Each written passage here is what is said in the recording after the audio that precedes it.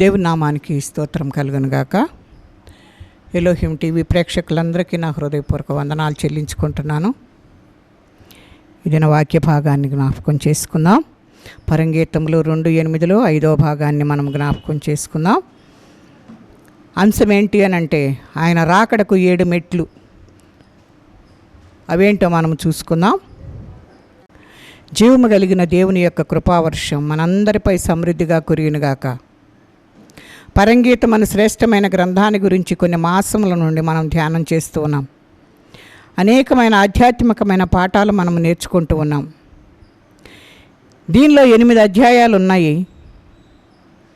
కానీ 8 అధ్యాయాలు మనకి ఎన్నో పాఠాలు మనకు నేర్పిస్తూ ఉన్నాయి.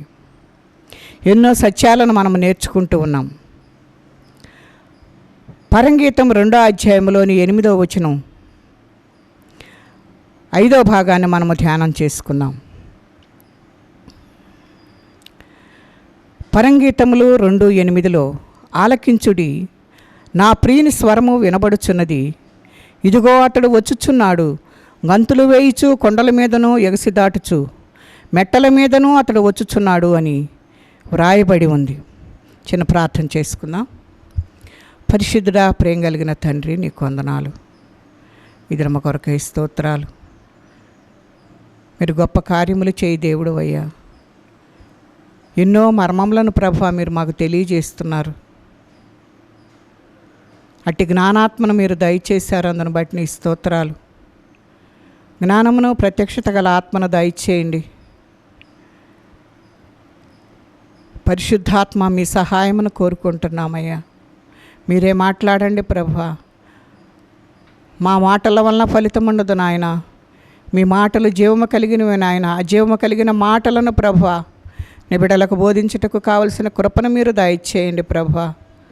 మీరు కార్యములు చేసి ప్రతి ఒక్కరితో మాట్లాడి వాక్యానుసారమైన జీవితాలను నాయన జీవించుటకు, అర్థమగు రీతిలో బోధించుటకు కావలసిన కృపను మీరు విడుదల చేసి నీ నామానికే మహిమ ఘనత ప్రభావములు పొందుకోమని యేసు పరిశుద్ధ నామమును అడిగి వేడుకుంటున్నాం తండ్రి, ఆమేన్.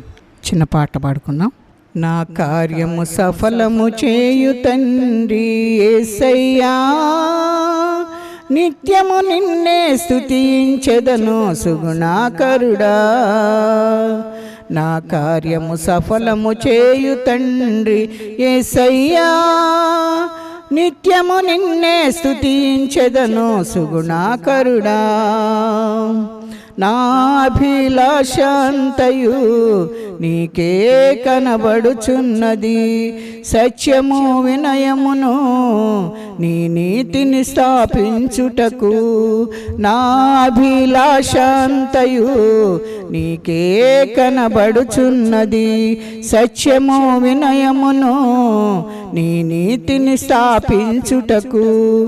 అనుకూల సమయమునా నా మొరాలకించుమా, అనుకూల సమయమునా నా మొరాలకించుమా. నాకు ప్రార్థన నేర్పయ్యా, నాకు మూల్గుట నేర్పయ్యా, నాకు మూల్గుట నేర్పయ్యా, నాకు ప్రార్థన నేర్పయ్యా. నా కార్యము సఫలం చేయు తండ్రి యేసయ్యా, నిత్యము నిన్నే స్తుతించెదను సుగుణాకరుడా. నా యౌవన కాలములో నీ కాడి మోయాలయ్యా, నశించు ఆత్మల కొరకై నా గుండె మండాలయ్యా. నా యౌవన కాలములో నీ కాడి మోయాలయ్యా, నశించు ఆత్మల కొరకై నా గుండె మండాలయ్యా. నీ దివ్య సేవ కొరకై నే కరిగిపోవాలయ్యా, నీ దివ్య సేవ సేవ కొరకై నే కరిగిపోవాలయ్యా, నాకు మాదిరి నేర్పయ్యా, నాకు త్యాగము నేర్పయ్యా, నాకు త్యాగము నేర్పయ్యా, నాకు మాదిరి నేర్పయ్యా, నా కార్యము సఫలము చేయు తండ్రి యేసయ్యా, నిత్యము నిన్నే స్తుతించెదను సుగుణాకరుడా, దైవత్వపు దీవెనయే నాకు యుక్తమైన దయా, వైరాగ్యముతో నన్ను వెలిగించుము దివ్య జ్యోతిగా, దైవత్వపు దీవెనయే నాకు యుక్తమైన దయా, వైరాగ్యముతో నన్ను వెలిగించుము దివ్య జ్యోతిగా, నిత్య సీయోనులో నీ ముఖము చూడాలయ్యా, నిత్య సీయోనులో నీ ముఖము చూడాలయ్యా, నాకు భారము నీయుమయ్యా, నాకు బాధ్యత నేర్పయ్యా, నాకు బాధ్యత నేర్పయ్యా, నాకు భారము నీయుమయ్యా, నాకు ప్రార్థన నేర్పయ్యా, నాకు మూల్గుట నేర్పయ్యా, నాకు మాదిరి నేర్పయ్యా, నాకు త్యాగము నేర్పయ్యా, నాకు భారము నీయమయ్యా, నాకు బాధ్యత నేర్పయ్యా, నాకు త్యాగము నీయ్యా, నాకు మాదిరి నేర్పయ్యా, నా కార్యము సఫలము చేయు తండ్రి యేసయ్యా, నిత్యము నిన్నే స్తుతించెదను సుగుణాకరుడా, నా కార్యము సఫలము చేయు తండ్రి యేసయ్యా, నిత్యము నిన్నే స్తుతించెదను సుగుణాకరుడా. హల్లెలూయా. దేవుని నామానికి స్తోత్రం కలుగును గాక. వాక్య భాగంలోనికి వెళదాం. ఆలకించుడి, నా ప్రియుని స్వరము వినబడుచున్నది, ఇదిగో అతడు వచ్చుచున్నాడు గంతులు వేయిచు, కొండల మీదను ఎగసి దాటుచు మెట్టల మీదను అతడు వచ్చుచున్నాడు అని ఉంది. ఈ మాటలు షోలమ్మతి పలికిన మాటలుగా మనకు కనబడుతూ ఉన్నాయి. ఈ షోలమ్మతి వధూ సంఘమునకు లేక ప్రభుని విశ్వాసులకు సూచనగా మనకు కనబడుతుందని మనము జ్ఞాపకం చేసుకోవాలి. ప్రభు తన మొదటి రాకడలో ప్రతి విధమైన కొండను మెట్టను దాటి ఎలాగూ ఈ లోకమునకు వచ్చినో, అలాగే తన రెండవ రాకడలో ఆయన ప్రతి విధమైన కొండను ప్రతి విధమైన మెట్టను దాటి రానయ్యన్నట్లుగా మనము చూస్తూ ఉన్నాం. అందుచేత ఇదిగో ఆయన వచ్చుచున్నాడు గంతులు వేయిచు, కొండల మీదనో మెట్టల మీదనో అతను వచ్చుచున్నాడు అని వధూ సంఘము ప్రకటిస్తున్నట్లుగా చూస్తూ ఉన్నాం. ఆ ప్రకారమే ప్రభువు తన రెండవ రాకడలో ప్రతి విధమైన ఆటంకములను జయించి మహామహిమతో మేఘారూఢుడై రానయ్యున్నాడు కనుక ఆర్భాటముతోనూ ప్రధాన దూత శబ్దముతోనూ దేవుని బోరతోనూ పరలోకము నుండి ప్రభువు దిగివచ్చును. క్రీస్తునందుండి మృతులైన వారు మొదట లేతురు. ఆ మీదట సజీవులమైన నిలిచియుండు మనము వారితో కూడా ఏకముగా ప్రభువును ఎదుర్కొనుటకు ఆకాశ మండలమునకు మేఘముల మీద కొనిపోబడదుము. కాగా మనము సదాకాలము ప్రభువుతో కూడా ఉందుము.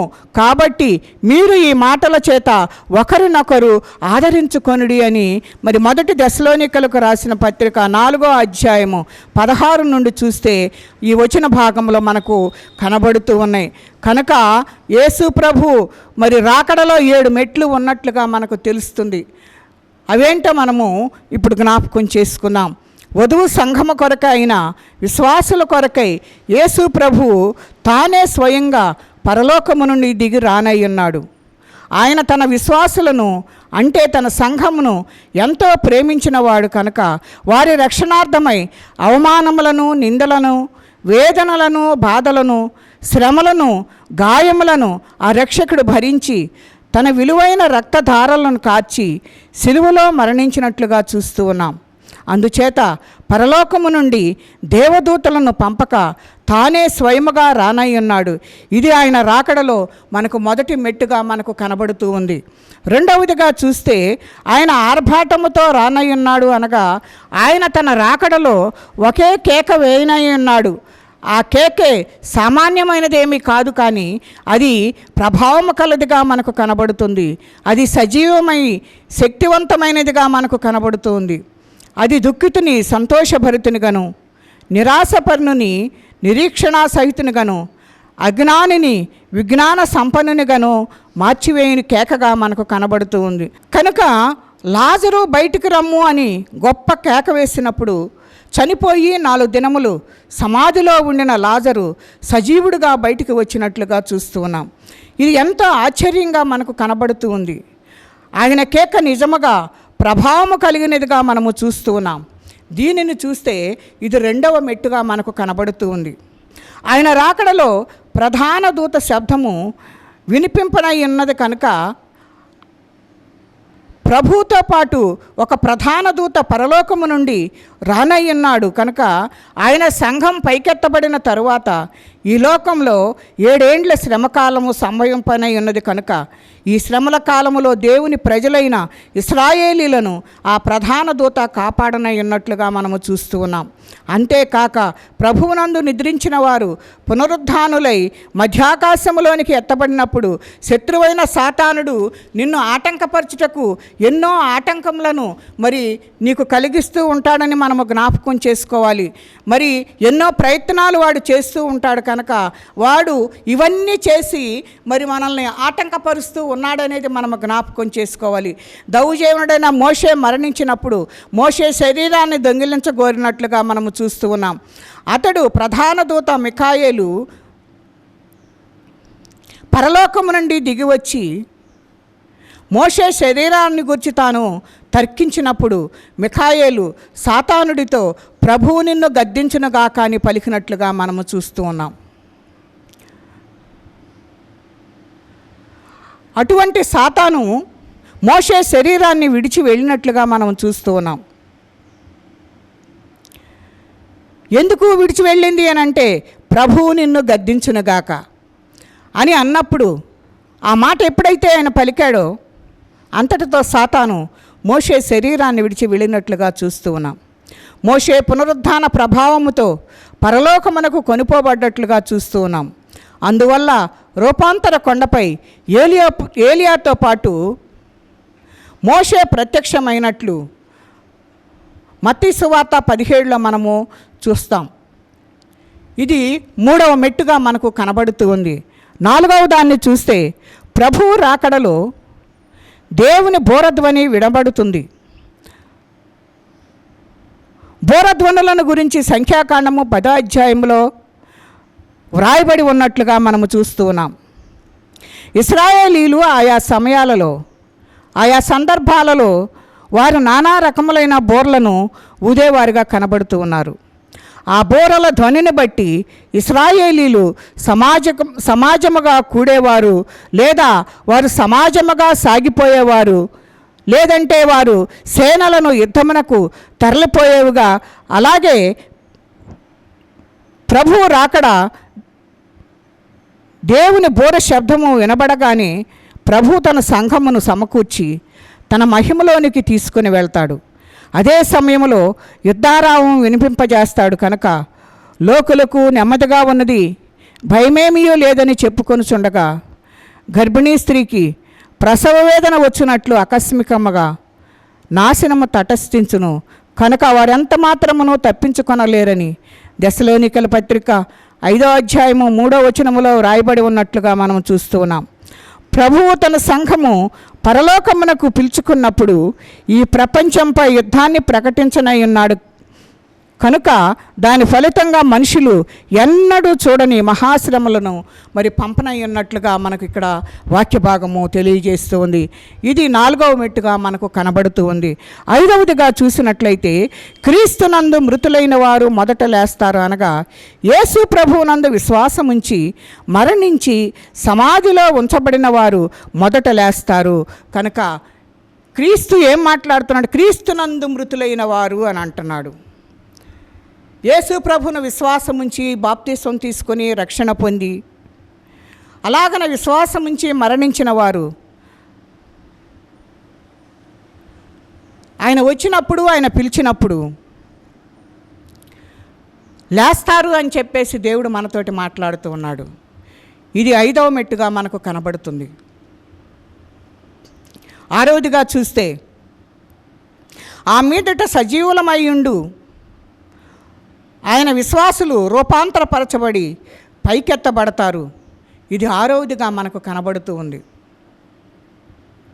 దేవుడు మనల్ని రూపాంతరంలోనికి ఆయన మార్చివేసుకోవటానికి ఆయన ఇష్టపడుతున్నట్లుగా మనము చూస్తూ ఉన్నాం. సజీవులుగా ఒకవేళ ఆయన వచ్చినప్పుడు మనం ఉంటే,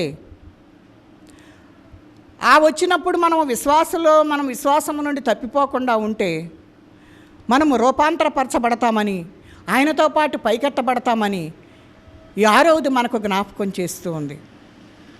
కనుక సజీవులుగా మనం ఒకవేళ మనం సజీవుల దేశంలో ఉన్నప్పుడే కనుక వస్తే మనము దేవుని యందు విశ్వాసమును కోల్పోకుండా ఆయనతో సహవాసం చేస్తూ ఏ దినమునకు ఆ దినము సిద్ధపడుతూ దేవునితో మనము సహవాసము చేస్తూ ఆయన వచ్చినప్పుడు ఆ పిలుపు వినే ఆ స్వరము వినగలిగిన చెవులు మనకు ఉండునట్లు, ఆ స్వరమును విని దాని ద్వారా మనము ఆయన వచ్చాడని గ్రహించి ఆయనతో పాటు పైకెత్తబడటానికి మనము సిద్ధపడి ఉండాలని 6వ మెట్టు మనకు జ్ఞాపకం చేస్తుంది.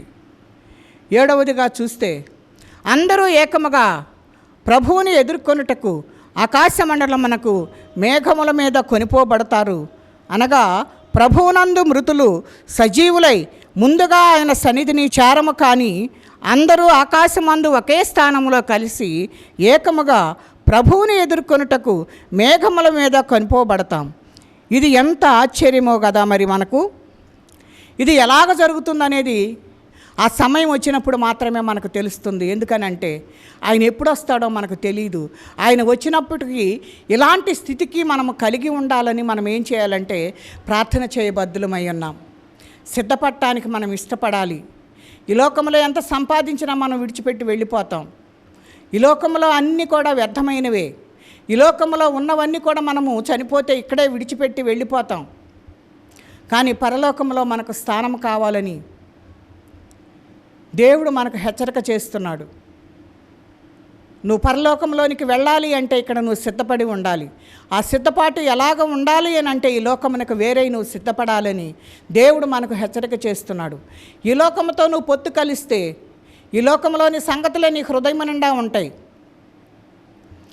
హృదయం నిండిన దానిని బట్టి నోరు మాట్లాడుతుందన్న రీతిగా ఈ లోక సంగతులను మనం ఆలోచన చేస్తూ ఈ లోక స్నేహము చేశామంటే ఈ లోకంలోని సంగతులే మన నోటి నిండా ఉంటాయి.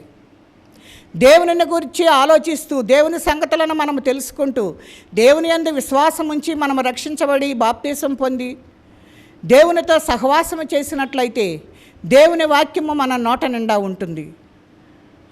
ఆ వాక్యము మనకు బలము కలదై ఉంటుంది, శక్తి కలదై ఉంటుంది, మనల్ని సజీవులుగా చేస్తుంది,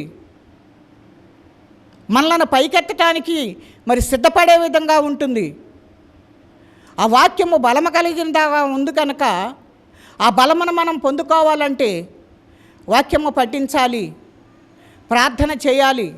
ఆయన మాట్లాడే వరకు కూడాను ఆయన సన్నిధిని విడిచిపెట్టకుండా ఉండాలి. మనం ఆయనతో అంత లీనమై గనక ఉండినట్లయితే దేవుడు ఖచ్చితంగా మనతోటి మాట్లాడతాడు. కన్నీరు కార్చాలి. రోదన చేయి స్త్రీలను పిలవనంపుడి అని అంటున్నాడు. మనము కన్నీరు కార్చేవారుగా ఉండాలి, ప్రార్థించేవారుగా ఉండాలి. మన బిడ్డలు నశించిపోతున్నారు, నశించిపోకుండా ఈ లోకంలో బడి కొట్టుకొని పోకుండా దేవునితో సంబంధం కలిగి ఉండాలని కుటుంబం కొరకు ప్రార్థన చేయాలి. మన యజమానుల కొరకు ప్రార్థన చేసుకోవాలి. మన రక్త సంబంధీకుల కొరకు ఎవరైనా ప్రార్థన అవసరతలు కోరినప్పుడు వారి కొరకు ఇలాంటి ప్రార్థనలన్నీ కూడాను దేవుని సన్నిధిలో ఉండాలి. ఎంత సమయమో అనేది కాదు, కానీ ఆయన మనతోటి మాట్లాడు వరకు, ఆ స్వరము వినగలిగిన వరకు మనము దేవుని సన్నిధిలో గడిపేవారిగా ఉండాలి.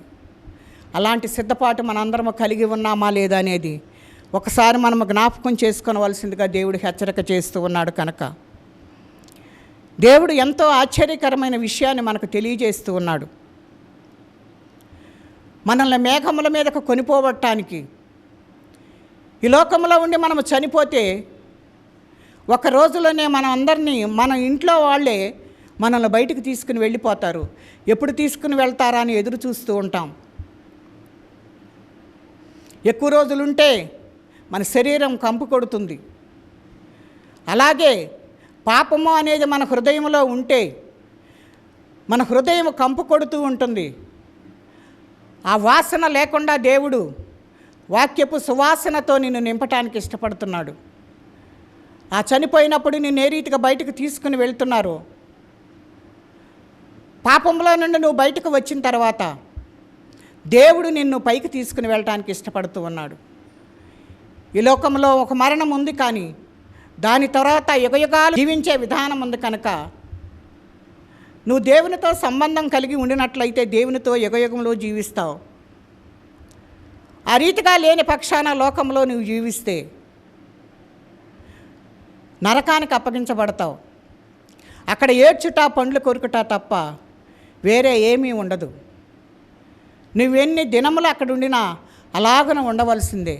అది తప్పించటానికే దేవుడు నీ కొరకు ఇంత ప్రయాసపడుతున్నాడు, ఇంత త్యాగం చేశాడనేది నువ్వు ఒకసారి జ్ఞాపకం చేసుకోవాలని దేవుడు కోరుకుంటున్నాడు. నువ్వు అట్టి స్థితిలో నుంచి దానిలోనికి వెళ్లకుండా ఉండటం, దాంట్లో నుంచి తప్పించటానికే యేసయ్య నీ కొరకు ప్రాణం పెట్టాడు, నీకోసం బలి అయిపోయాడు, నీకోసం ఆయన చూస్తూ ఉన్నాడు. ఎందుకు నువ్వు ఇంకా ఆలస్యం చేస్తున్నావు? ఇంకా ఎందాక నువ్వు దేవుడు నీ కొరకు చేతులు చాపి నీ హృదయం బయటే ఉంటాడు. ఆయన నీ హృదయంలోనికి రావాలని ఎంతగానో కోరుకుంటున్నాడు. ఆయన నీ యొద్దకు వచ్చి నిన్ను తీసుకుని వెళ్ళటానికి ఇష్టపడుతున్నాడు. ధనవంతుడిని లాజర్ని మనం జ్ఞాపకం చేసుకుంటే, పేదవాడైన లాజరు మరి ఆ ధనవంతుని యొద్ద కింద పడిన రొట్టె ముక్కలు తిని తృప్తిగా బ్రతికాడు.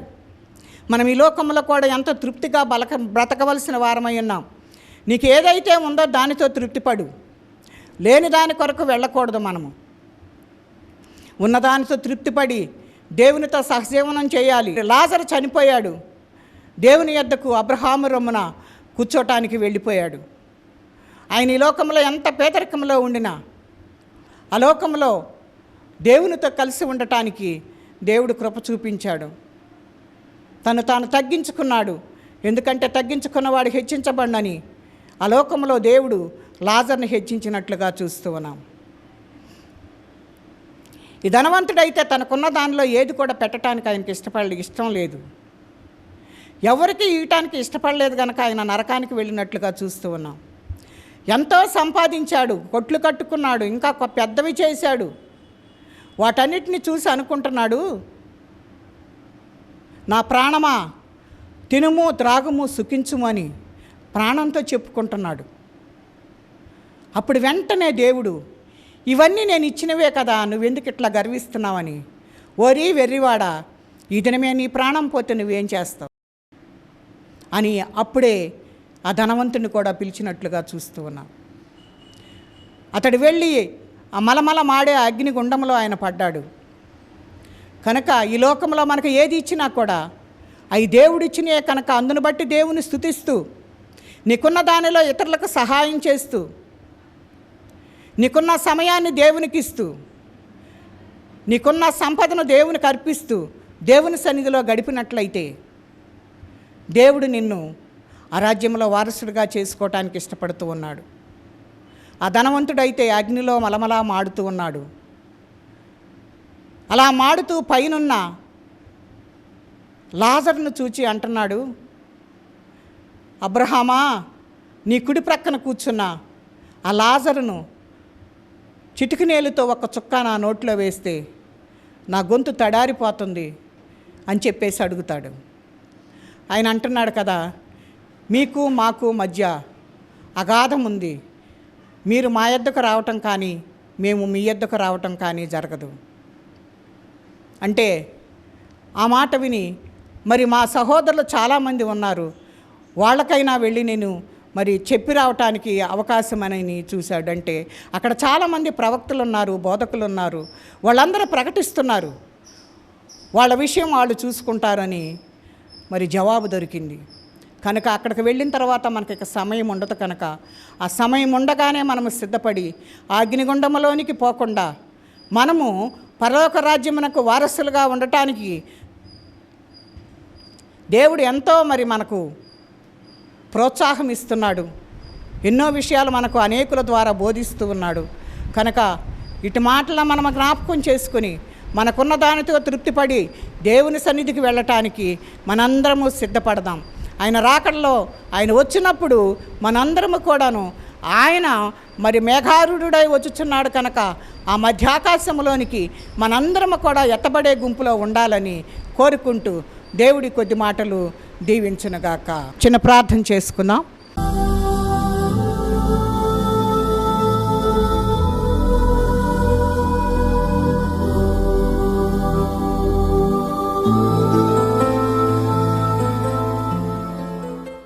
పరిశుద్ధుడా, ప్రేమ కలిగిన తండ్రి, నీకు వందనాలు. నీ కృపతో జ్ఞాపకం చేసుకోండి.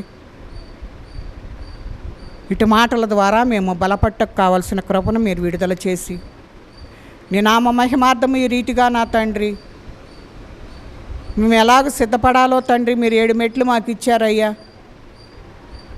వాటి ద్వారా మేము సిద్ధపట్టకు నాయన, నువ్వు వచ్చినప్పుడు మధ్యాకాశంలోనికి నాయన మమ్మలను కొనిపోవటానికి సిద్ధపడే పరిస్థితులను మాకు అనుగ్రహించండి. మేము ఏ స్థితిలో ఉండినా నాయన మీరు మాకు చాలిన దేవుడుగా ఉంటున్నారు. మేము దూరం అయిపోయినా మీరు మమ్మల్ని వెంటాడుతూనే ఉన్నారు ప్రభువా. మా కొరకు తిరుగుతూనే ఉన్నారు ప్రభువా. విరామము లేకుండా, విసుగు లేకుండా ప్రభువా. ఇంకా వస్తారేమో అని ప్రభువా మీరు ఎంతగానో ఎదురు చూస్తున్నారు. నీ ప్రేమ కొరకై వందనాలు, మీ జాలి కొరకై వందనాలు అయ్యా, నీ ఓర్పు కొరకై వందనాలు ప్రభువా. అటువంటి ఓర్పు సహనము మాకు కూడా కలిగించి అనేకులు ప్రభువా నా తండ్రి నీ మార్గములోనికి తిప్పగలిగిన కృపను దయచేయండి అయ్యా. అనేక ఆత్మలను నాయన అగ్నిలో నుండి లాగినట్టుగా లాగి నీ రాజ్యవారసులుగా చేయటానికి మమ్మల్ని సిద్ధపరిచి నీ నామానికే మహిమా ఘనత ప్రభావములు పొందినట్లు సహాయము దయచేయమని యేసు పరిశుద్ధ నామమును అడిగి వేడుకుంటున్నాము తండ్రి. ఆమేన్.